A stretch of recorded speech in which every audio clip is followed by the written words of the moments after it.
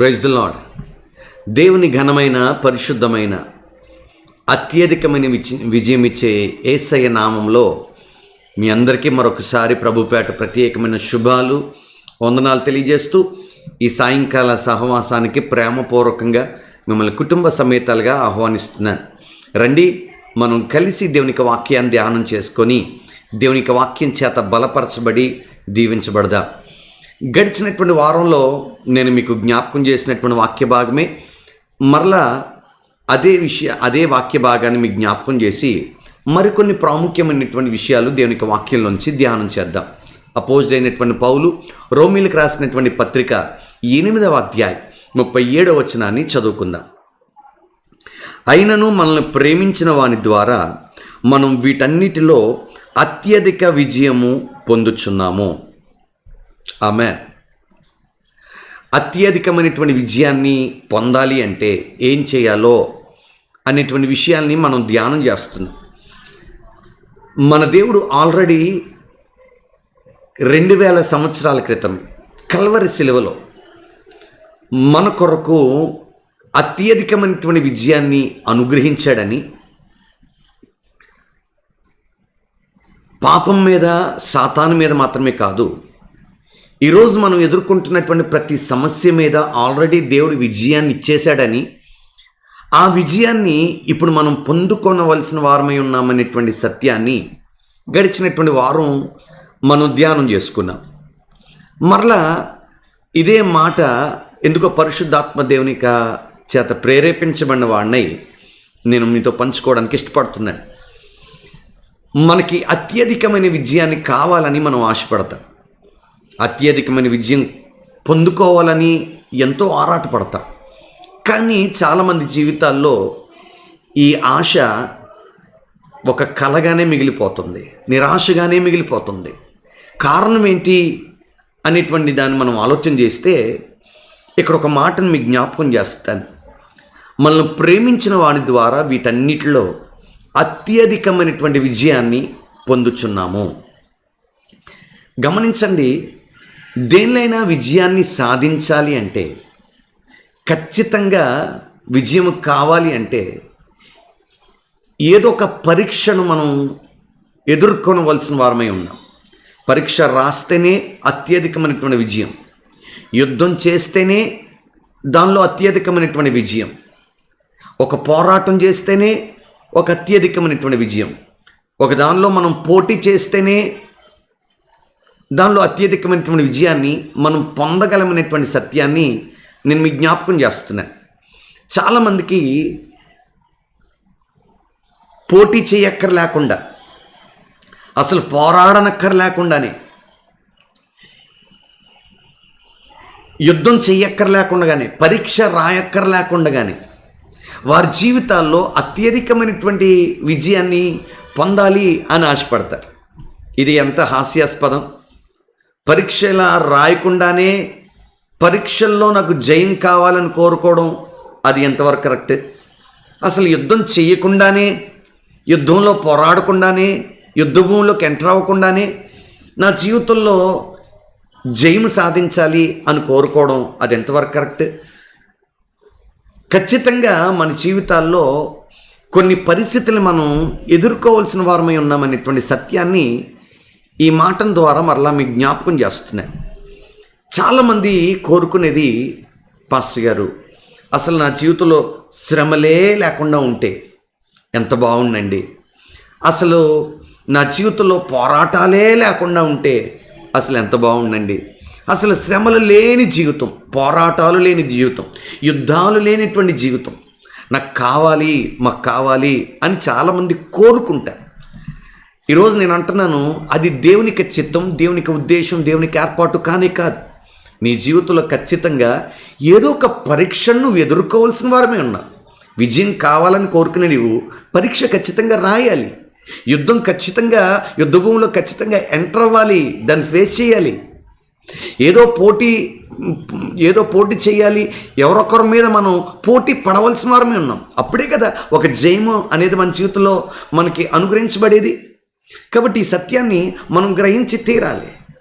దేవుని యొక్క వాక్యంలో కూడా మనం చూస్తే ఎక్కడ కూడా దేవుడు తన పిల్లలకి అసలు ఇబ్బందులు లేకుండా, శ్రమలు లేకుండా, సమస్యలు లేకుండా, పోటీ లేకుండా, పరీక్ష లేకుండా, యుద్ధం లేకుండా ఎక్కడ దేవుడు తన ప్రజలకి జయం ఇవ్వలేదు అనేటువంటి విషయాన్ని స్పష్టంగా మనం జ్ఞాపకం చేసుకోవాలి. బైబిల్లో మనం చూసినట్లయితే ఇశ్రాయేల్ ప్రజలు అరణ్య ప్రయాణాన్ని వారు చేస్తున్నప్పుడు, ఐగుప్తు దేశం నుంచి వారు కనాను దేశంలోనికి బయటకు వచ్చినప్పుడు మొట్టమొదట వారు ఎదుర్కొన్నటువంటి సమస్య ఏంటంటే ఎర్ర సముద్రం. దేవుడు వారి ఎదుట ఎర్ర సముద్రం లేకుండా దేవుడు చేయలే, కంప్లీట్గా ఎర్ర సముద్రాన్ని దేవుడు రిమూవ్ చేయలే. ఆ ఎర్ర సముద్రంలోనే, ఆ ఎర్ర సముద్రం ద్వారా దేవుడు వారికి ఒక అత్యధికమైనటువంటి విజయాన్ని ఇచ్చాడు. షడ్రక్, మేషక్, అబేద్నెగోను మనం గమనించినట్లయితే వారి జీవితంలో వారికి గొప్ప పరీక్షను ఎదుర్కొన్నారు, అగ్ని లాంటి పరీక్షను ఎదుర్కొన్నాడు.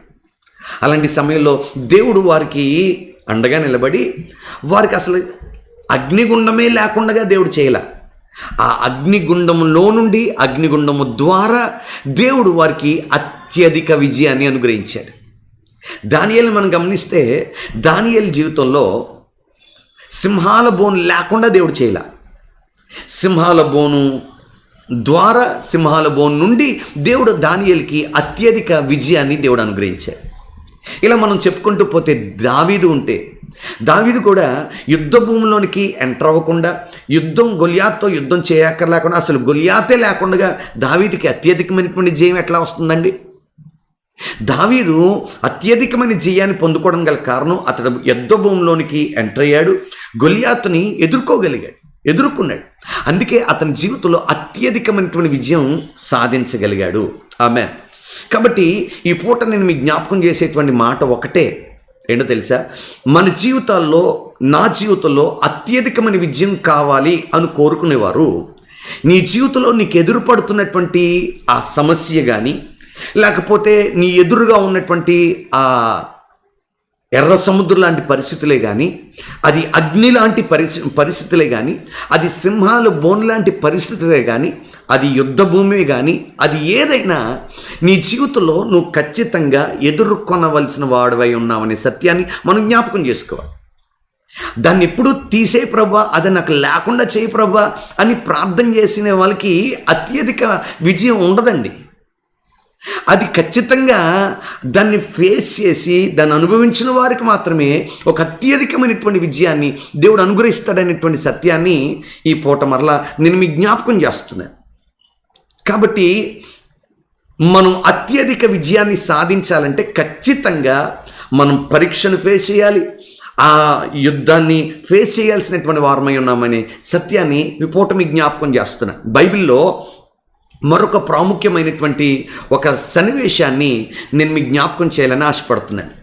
దేవుడు ఇశ్రాయేల్ ప్రజల్ని 430 సంవత్సరాల బానిసత్వపు చెర నుండి ఐగుప్తు దేశంలోంచి దేవుడు మోషే ద్వారా వారిని విడిపించి బయటికి తీసుకురావడం మాత్రమే కాదు, దేవుడు వారికి ఒక వాగ్దానం చేశాడు. ఏంటంటే, నేను మీకు పాలు తేనెలు ప్రవహించేటువంటి దేశాన్ని ఇస్తాను, ఒక అద్భుతమైనటువంటి వాగ్దాన దేశంలో నేను మిమ్మల్ని ప్రవేశపెడతాను అని దేవుడు ఒక వాగ్దాన దేశాన్ని వీరికి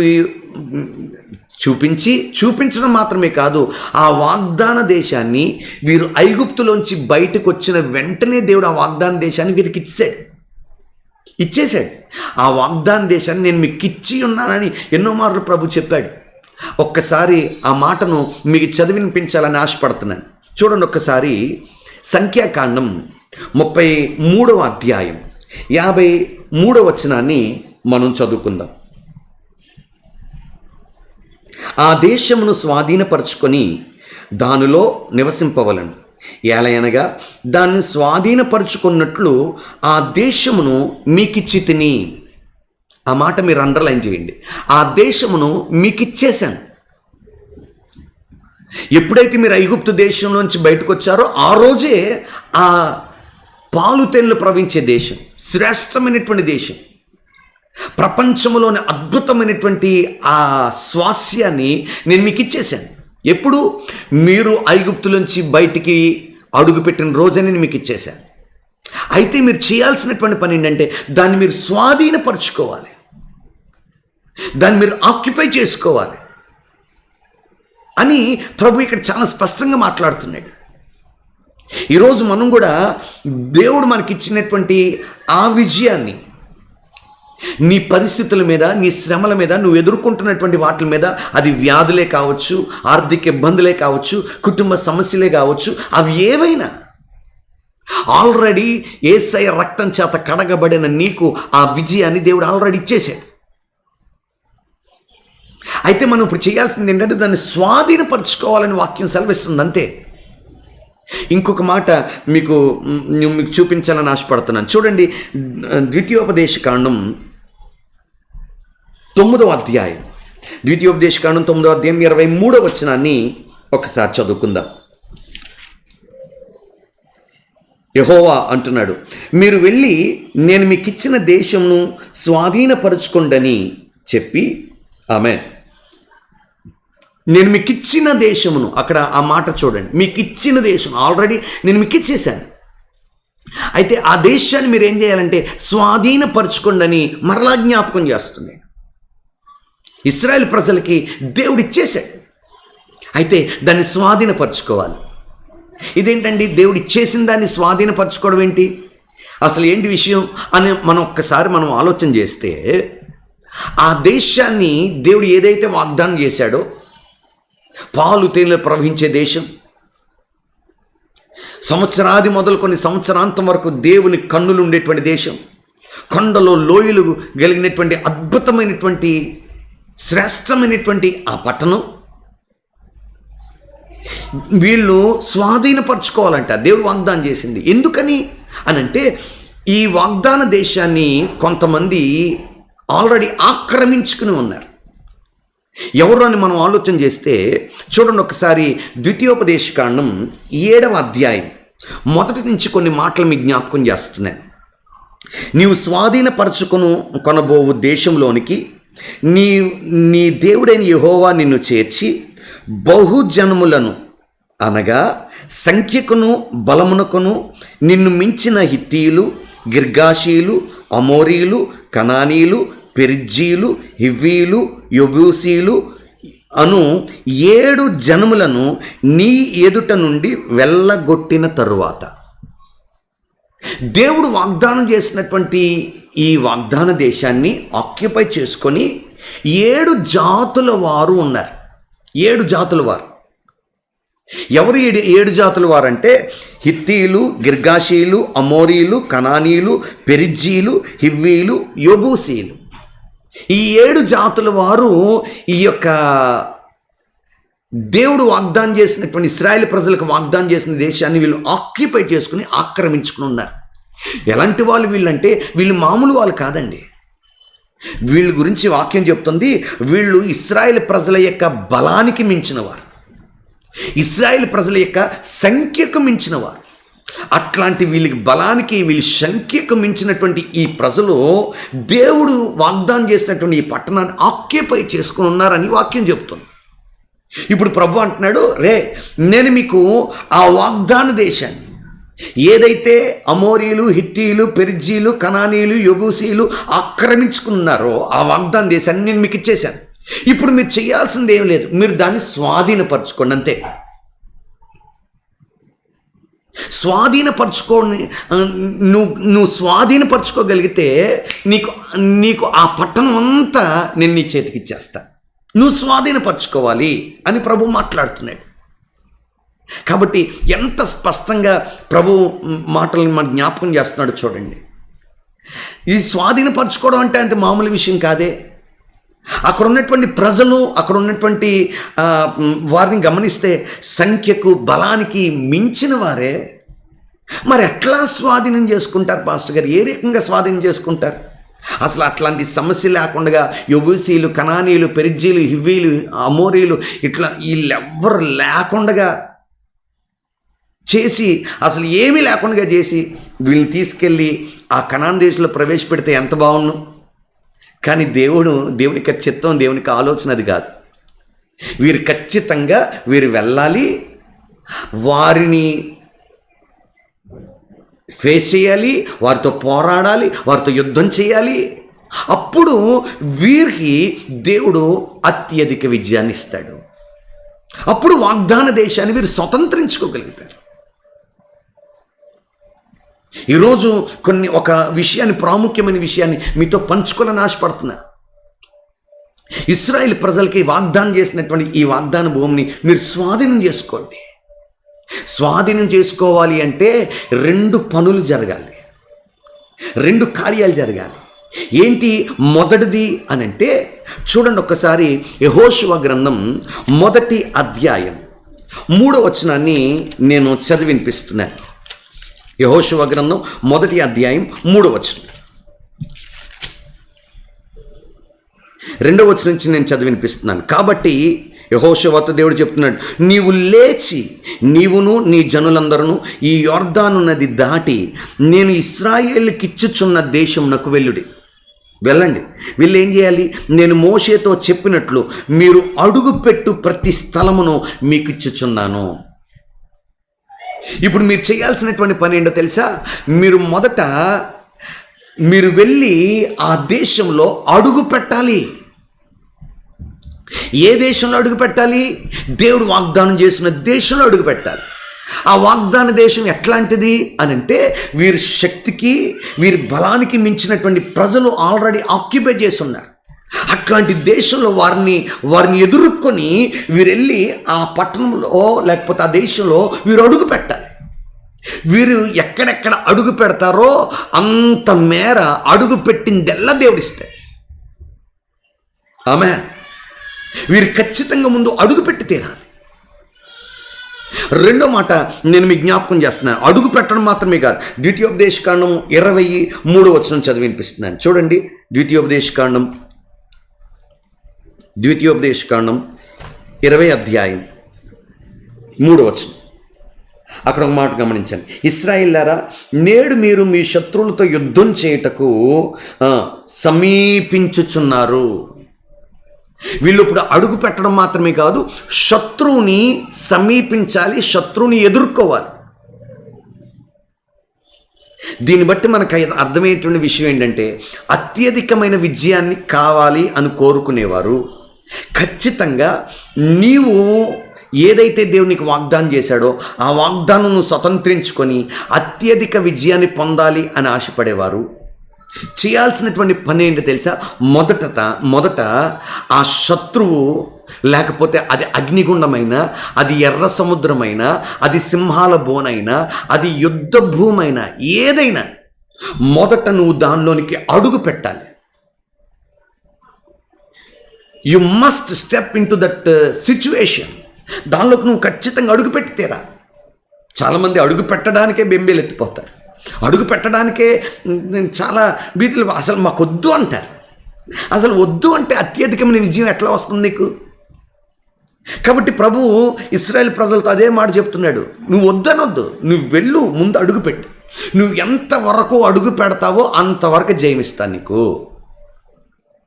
2వ మాట చెప్తున్నాడు, నీ శత్రువుని ఎదుర్కో, నీ శత్రువుని సమీపించు. You have to face, you must face. అంత భయంకరమైన సిచ్యువేషన్ నువ్వు ఎదుర్కోవాలి అని ప్రభు చెప్తున్నాడు. ఈ 2 చేయగలిగితే, అడుగుపెట్టి ఆ తర్వాత శత్రువుని మనం ఫేస్ చేయగలిగితే, అప్పుడు దేవుడు మనకేమిస్తాడో తెలుసా? అత్యధిక విజయాన్ని దేవుడు మనకిస్తాడు. గ్లోరీ, హల్లెలూయా. ఇది మామూలు విషయం కాదండి. మనం ఎదుర్కొన్నటువంటి ఆ పరిస్థితుల్లో మనం అడుగు పెట్టాలంటే అది మామూలు విషయం కాదే. అది ఒక ఎర్ర సముద్రం లాంటిదే. అది మహా 7 చేయబడినటువంటి ఒక అగ్ని కొలిమిల అగ్ని పరీక్ష లాంటిదే. భయంకరమైనటువంటి క్రూర మృగాలు ఉన్నటువంటి, సింహాలు ఉన్నటువంటి ఒక బోను లాంటిదే. గొలియాతులు నిలబడి ఉన్నటువంటి ఒక యుద్ధ భూమి లాంటిదే. దానిలోకి అడుగు పెట్టడం అంటే మామూలు విషయమా? అడుగు పెట్టి శత్రువుని డైరెక్ట్గా ఫేస్ టు ఫేస్ చేయాలి అంటే అది మామూలు విషయమా? అది మామూలు విషయం కాదే. అమ్మో, అసలు లేకుండా చేయమంటే దేవుడేమో అడుగు పెట్టమంటున్నాడు, దేవుడేమో ఫేస్ చేయమంటున్నాడు. ఎలా పాస్టర్ గారు, నా వల్ల కాదండి, ఇప్పటికే నేను భయపడిపోతున్నాను, వణికిపోతున్నాను, చాలా టెన్షన్ వచ్చేస్తుంది. ఆ పరిస్థితిని ఎదుర్కోవడానికి, ఆర్థిక సమస్యను ఎదుర్కోవడానికి, ఆ రోగాన్ని ఎదుర్కోవడానికి, ఆ వ్యాధిని ఎదుర్కోవడానికి, ఆ సిచ్యువేషన్ ఎదుర్కోవడానికి చాలా భయంగా ఉంది పాస్టర్ గారు. ఎక్కడే మన జీవితంలో మనం ఫెయిల్ అవుతున్నాం.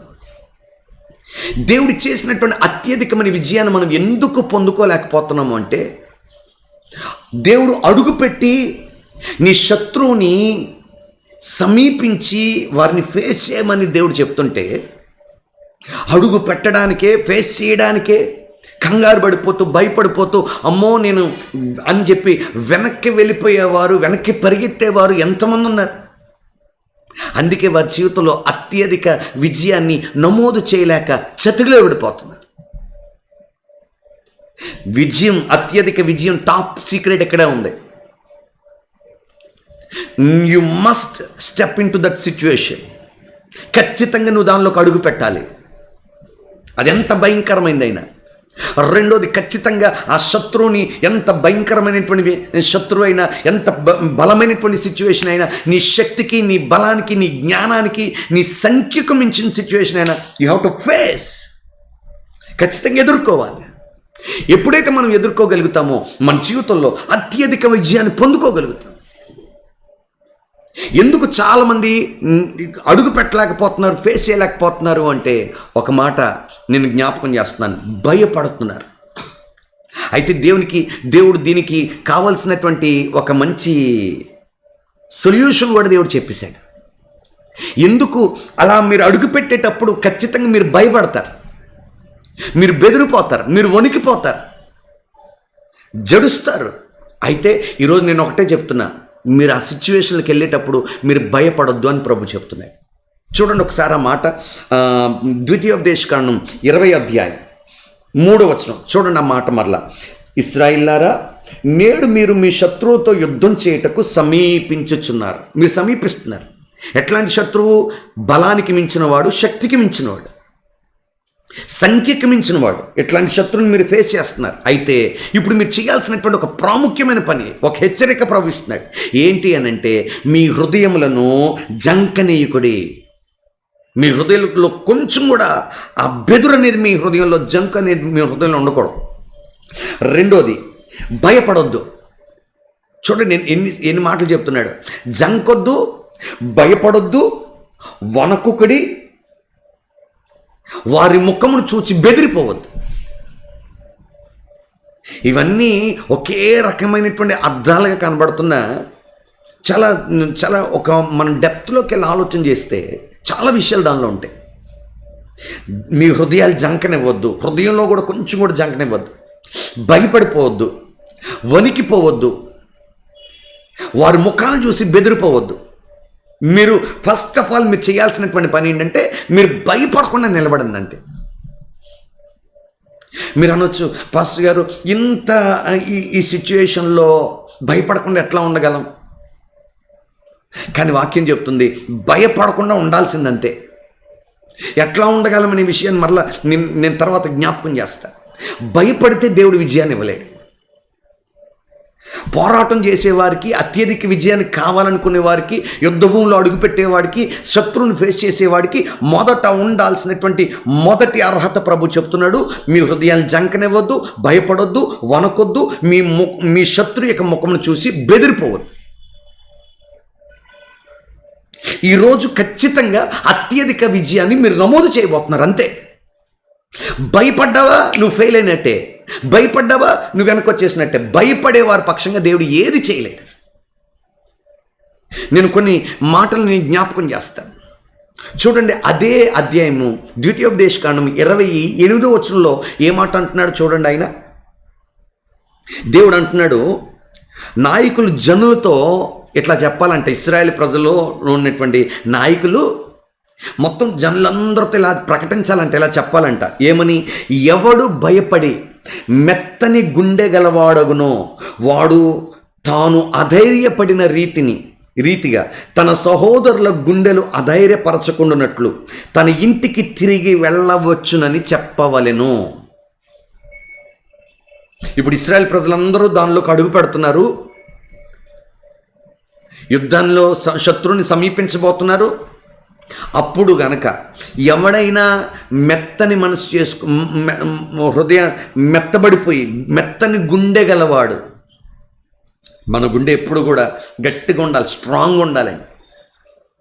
ఎవడైనా నాయకులతో చెప్తున్నాడు ప్రభు, జనులందరితో చెప్పండి ఏమని, ఎవడు భయపడి మెత్తని గుండె గలవాడగునో తాను అధైర్యపడిన రీతిని తన సహోదరుల గుండెలు అధైర్యపరచుకున్నట్లు. వాడు భయపడడం మాత్రమే కాదు, ఇంక చుట్టూ ఉన్న 10 మందిని భయపడతాడు. అలా భయపడడం వల్ల నేను మీకు విజయాన్ని ఇవ్వలేను. కాబట్టి భయపడేవాడు ఎవడైనా ఉంటే వాళ్ళందరినీ బ్యాగులు సర్దుకొని ప్యాకప్ చేసుకుని ఇంటికి వెళ్ళిపోమని చెప్పండి. ఇది ప్రభు చెప్తున్నమాట. ప్యాకప్ చేసుకోండి, అన్నీ ప్యాకప్ చేసుకొని ఇంటికి వెళ్ళిపోండి, చెప్పుండే అని చెప్పేసి దేవుడు నాయకులు హెచ్చరిస్తున్నాడు. జనంలో ఎవడో భయపడేవాడే ఉండకూడదు. ఒక్కడ భయపడేవాడు ఉన్నాడంటే ఇంకా విజయం అనేది మీ సొంతం అవదు. ముందు భయపడకుండా నిలబడేవాడిని నిలబెట్టండి. యుద్ధం తర్వాత, శత్రువు తర్వాత, ముందు వాటితో పోరాటం తర్వాత ముందు భయపడకుండా నిలబడేవాడిని కావాలా అని ప్రభువు ఇశ్రాయేలు నాయకులతో చెబుతున్నాడు ఈ మాట. అంటే ఆలోచన చేయండి, ఎంత భయపడకుండా ఉండడం అనేది ఎంత ప్రాముఖ్యమైన సంగతి. చిన్నదానికి భయపడిపోతున్నాం, చిన్న పరిస్థితులు పడిపోతున్నాం, అధైర్యపడిపోతున్నాం. నేను అంటున్నాను, పెద్ద వాటికే, భీకరమైన వాటికే దేవుడు భయపడకుండా నిలబడమంటే చిన్న వాటికి ఎందుకు భయపడుతున్నాం? చిన్న పరీక్ష అంటే భయం, మిడ్ టెస్ట్ అంటే భయం, స్లిప్ టెస్ట్ అంటే భయం, చిన్న బలహీనత వస్తే భయం, దగ్గు వస్తే భయం, జలుబు వస్తే భయం. అన్నిటికీ చిన్న వాటికి కూడా ఎందుకు భయపడాలి? అసలు పెద్ద వాటికే, నేను భయపెట్టే భీకరమైన వాటికే దేవుడు భయపడొద్దని చెప్తుంటే ఆలోచన చేయండి. ఈరోజు భయపడకుండా నిలబడేవాడికే దేవుడు అత్యధికమని జయమిస్తాడు. దేవుడు ఇస్తున్నటువంటి ఒక ప్రాముఖ్యమైన హెచ్చరికది. ఇంకొక సందర్భాన్ని మీకు జ్ఞాపకం చేస్తాను. న్యాయాధిపతుల గ్రంథము 7వ అధ్యాయం చూడండి ఒకసారి. న్యాయాధిపతుల గ్రంథం 7వ అధ్యాయం 3వ వచనం. దేవుడు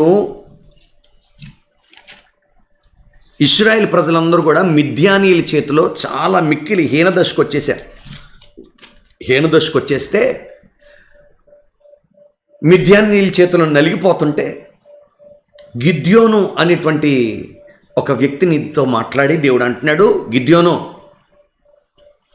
ఇశ్రాయేల్ ప్రజలకు నీ ద్వారా నేను గొప్ప జయమునిస్తాను, అత్యధిక విజయం ఇస్తాను. కాబట్టి నువ్వు లే అని గిద్యోన్ని దేవుడు లేపి,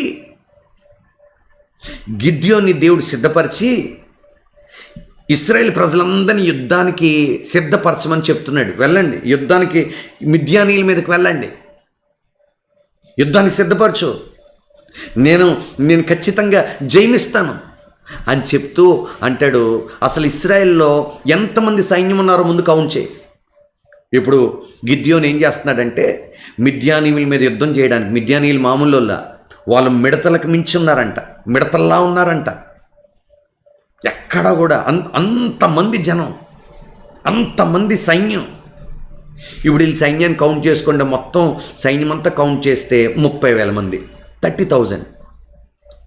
గిద్యోను, ప్రభు మాకు 30,000 మందే ఉంది సైన్యం అన్నట్లుగా ఫీల్ అవుతున్నాడు. దేవుడు అన్నాడు, 30,000 మంది ఉంటున్నావు కానీ ఒక మాట చెప్తాను చెయ్యి. ఈ 30,000 మందిలో చూడండి ఒకసారి 3వ వచనం చదువుతున్నాను. కాబట్టి నీవు ఎవడు భయపడి వణుకుచున్నాడో వాడు త్వరపడి గిలాదు కొండ విడిచి తిరిగి వెళ్ళవలనని జనులు వినున్నట్లుగా ప్రకటించమని గిద్యోనుతో సెలవిచ్చాను.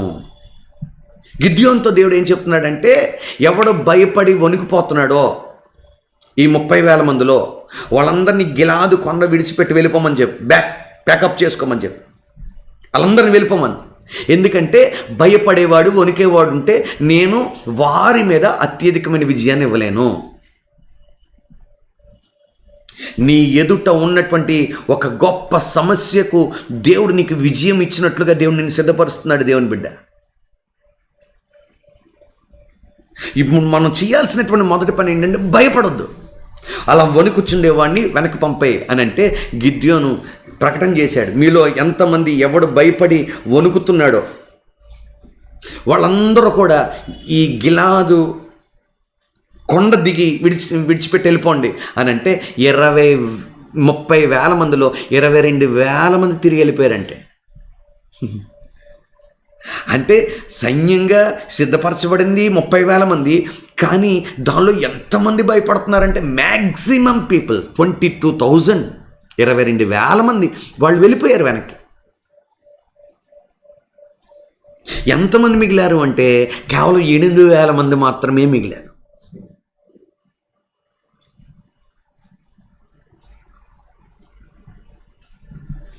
కొంతమంది మాత్రమే మిగిలారు. ఆ తర్వాత మరలా ప్రభు అంటాడు వాళ్ళను కూడా ఫిల్టర్ చేసేమని ప్రభు చెప్పాడు. అది తర్వాత వేరే విషయం. కానీ ఇక్కడ నేను మీకు జ్ఞాపకం చేసేటువంటి మాట ఒకటే, దేవుడు ఇశ్రాయేలు ప్రజలకి అత్యధికమైన విజయాన్ని ఇవ్వాలని ఆశపడిన ప్రతిసారి ప్రభు ఒకటే చెప్తున్నాడు, భయపడి గుండె మెత్తని చేసుకొని ఎవడైతే వణికిపోతాడో వాడు యుద్ధం చేయడానికి పనికిరాడు, విజయాన్ని సాధించడానికి పనికిరాడు, వాళ్ళందరినీ వెళ్ళిపోండి అంటున్నాడు.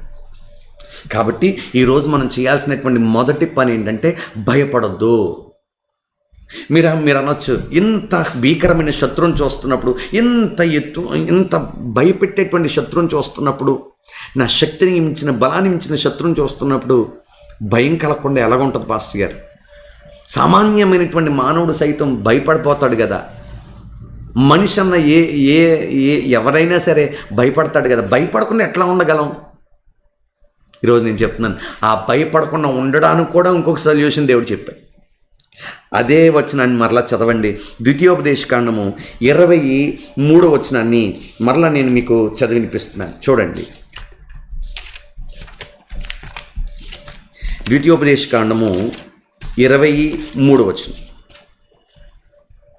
ఇశ్రాయేలులారా వినుడి, నేడు మీరు మీ శత్రువులతో యుద్ధం చేయుటకు సమీపించుచున్నారు.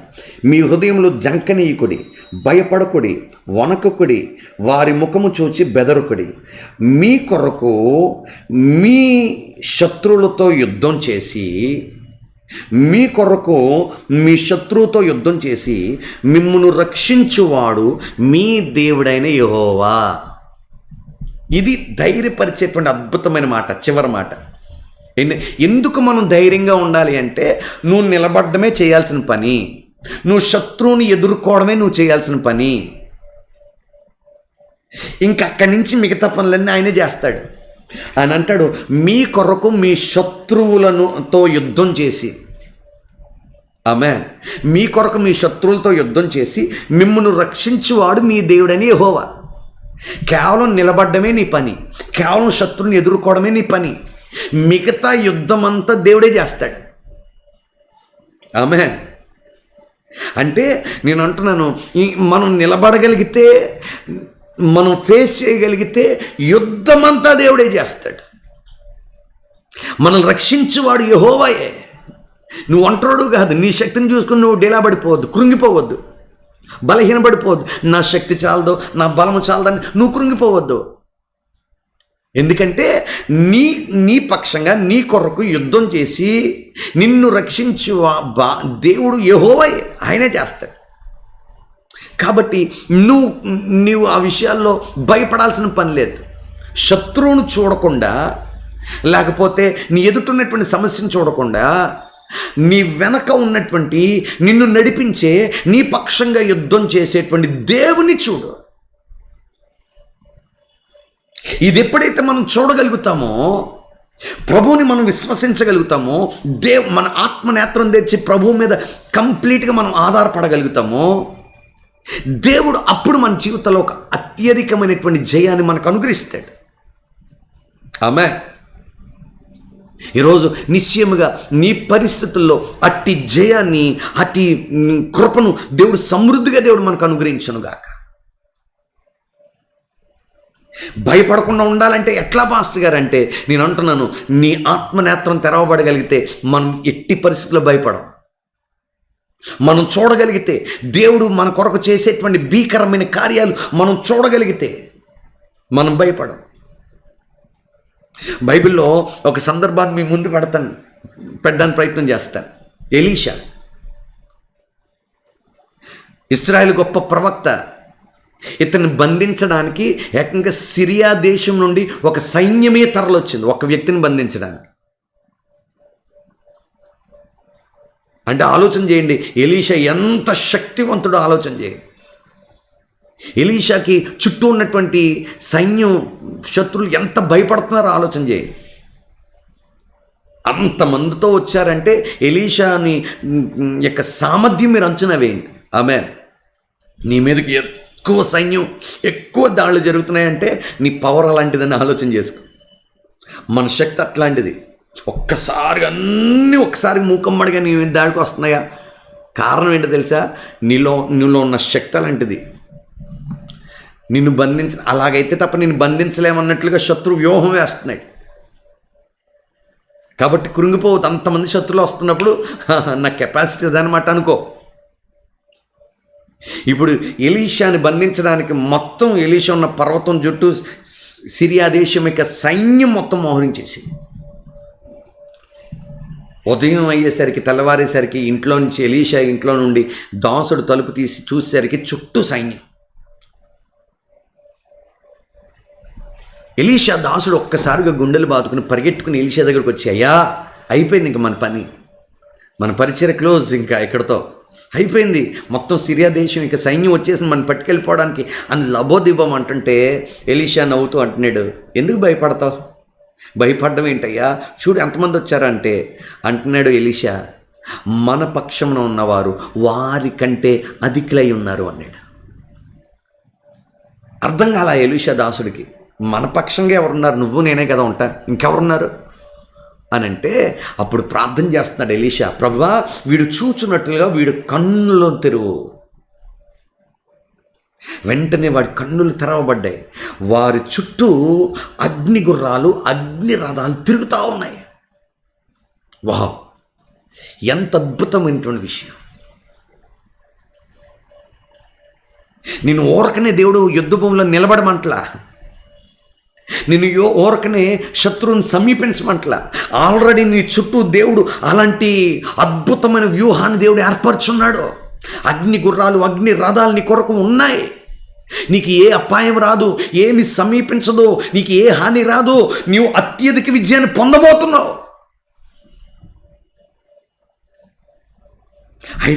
ఈరోజు నేను అంటున్నా, ఆ కన్నులు తెరవబడిన తర్వాత ధైర్యంతో నింపబడిపోయాడు ఎలీషా దాస్.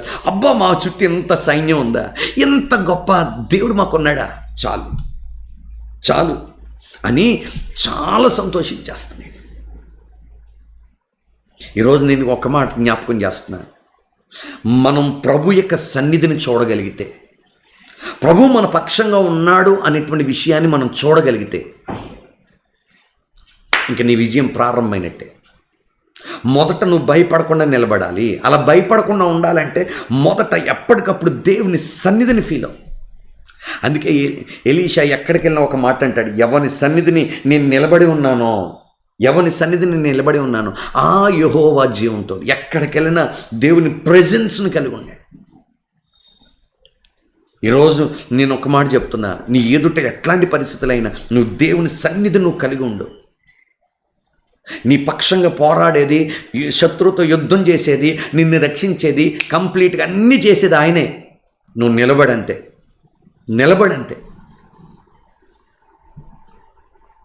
దావీదు యుద్ధంలో అత్యధిక విజయాన్ని నమోదు చేయడానికి గల కారణం ఏంటి? మిగతా వాళ్ళందరూ గొలియాతును చూసి బీకలుగా పారిపోతుంటే దావీదు మాత్రం ధైర్యంగా నిలబడుతున్నాడు వెళ్ళి. కారణం ఏంటయ్యా అంటే ఏమీ లేదు, నా పక్షంగా ఒక ఆయన ఉన్నాడు. అది సింహం అయినా, అది ఎలుగుబంటి అయినా, అది గొలియాత్ అయినా, అది మరొకటైనా, ఏదైనా నేను భయపడను. కారణం నా వెనకాల ప్రభు ఉన్నాడు. ఈ విశ్వాసం నీకుందా? ఈ ధైర్యం నీకుందా? నీ హృదయాన్ని భయపడనివ్వకుండా, జంకనివ్వకుండా, నువ్వు వణికిపోకుండా, భయపడకుండా నువ్వు నిలబడగలిగితే, బెదిరిపోకుండా నిలబడగలిగితే, ఈ రాత్రి ఒక అద్భుతమైనటువంటి జయాన్ని ప్రభునికి ఇవ్వబోతున్నాడు.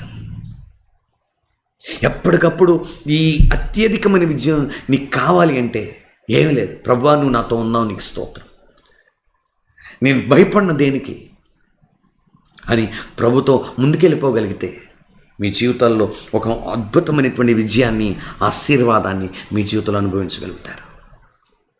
అత్యధిక విజయం కావాలి అంటే ఏంటో ఈరోజు మనం జ్ఞాపకం చేసుకున్నాం. ఖచ్చితంగా పోరాటం, పరీక్ష, యుద్ధ భూమి అనేది ఖచ్చితంగా ఉంటుంది.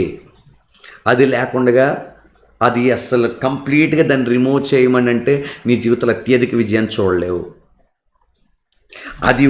అది ఖచ్చితంగా దాన్ని ఎదుర్కోగలగాలి, దానిలో అడుగు పెట్టాలి, శత్రువుని మనం ఫేస్ చేయగలగాలి. ఆ క్రమంలో భయపడకుండా ప్రభు మన పక్షంగా ఉన్నాడనేటువంటి సత్యాన్ని మనం గ్రహించగలిగితే దేవుడు నీకు ఆల్రెడీ ఇచ్చేసినటువంటి అత్యధికమైన విజయాన్ని నువ్వు పొందుకోగలవు.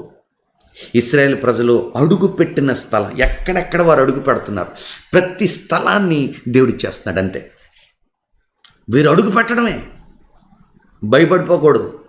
కొందరు అలాగే భయపడ్డారు ఇశ్రాయేలులో.